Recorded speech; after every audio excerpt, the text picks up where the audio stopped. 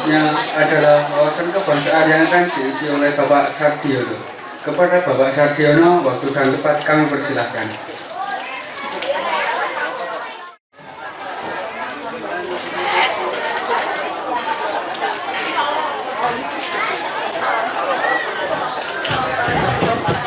Assalamualaikum warahmatullahi wabarakatuh. Sebelumnya saya berdiri di sini, saya mohon maaf kepada Pak Harto.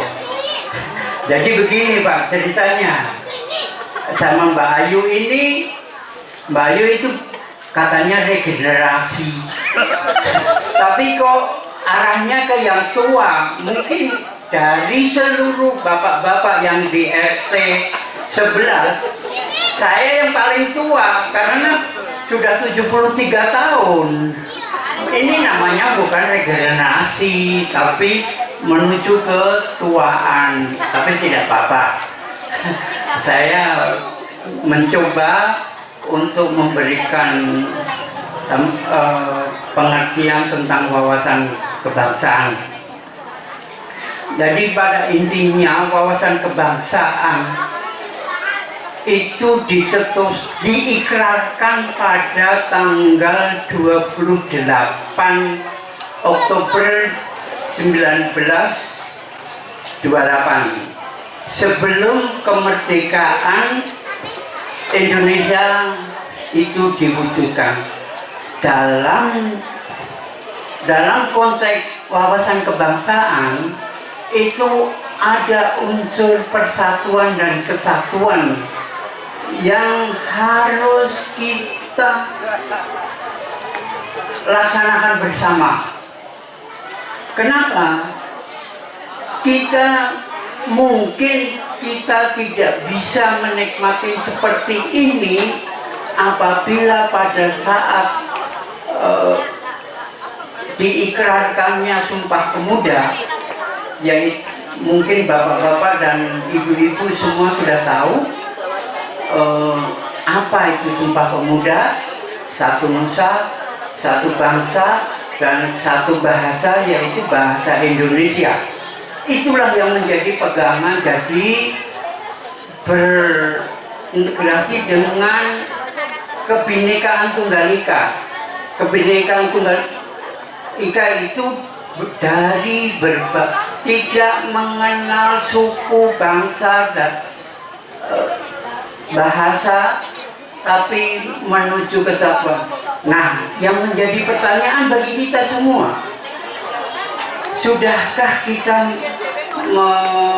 melakukan apa yang dipesankan oleh pejuang-pejuang bapak-bapak kita yang telah gugur di medan perjuangan untuk merebut kemerdekaan? Inilah sebenarnya inti daripada wawasan kebangsaan, adalah untuk bersatu. Nah, untuk itu saya pribadi berdiri di sini, saya mohon kita saling merangkul, bukan memukul, sehingga kita dapat bersatu untuk meneruskan perjuangan cita-cita bangsa Indonesia, yaitu menuju masyarakat adil dan makmur. Itulah cita-cita bangsa, pejuang-pejuang bapak-bapak kita dulu. Itulah yang dipesankan. Nah, sekarang saya pribadi, sekarang sejarah kewarganegaraan itu sudah tidak diajarkan di sekolah-sekolah. Itulah yang saya pribadi, Pak, sangat prihatin. Sehingga generasi berikutnya itu, siapa sih pejuang-pejuang kita? Siapa sih yang telah gugur? Apa sih maksud dan tujuannya? Itulah yang terpenting sebenarnya. Tapi setelah kira-kira tahun 70-an atau 80-an, sejarah dan kewarganegaraan itu sudah tidak ada diajarkan di sekolah-sekolah lagi. Itulah keprihatinan saya, Pak, jujur. Jadi siapa yang berjuang pada saat itu, siapa yang telah gugur, dan sebagai bangsa memperjuangkan bangsa-bangsa untuk yang sekarang kita nikmati ini.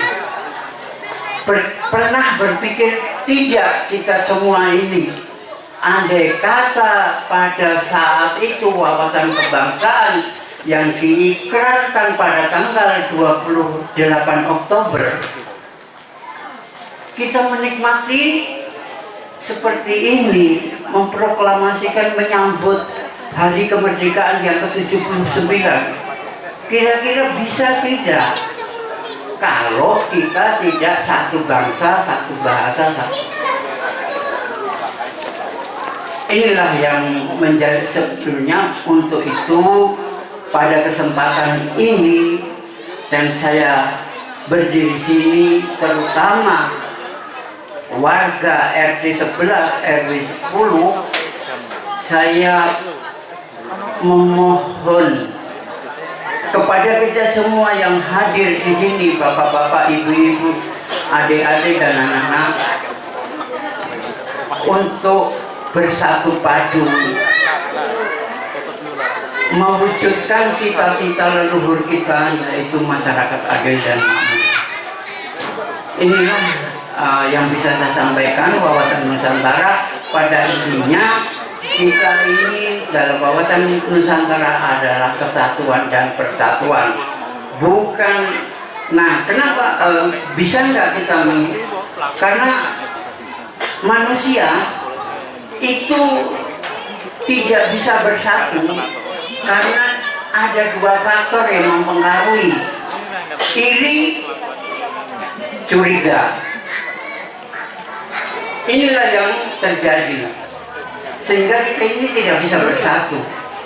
Nah, kapan kita bisa menghilangkan iri, dengki, dan curiga itu?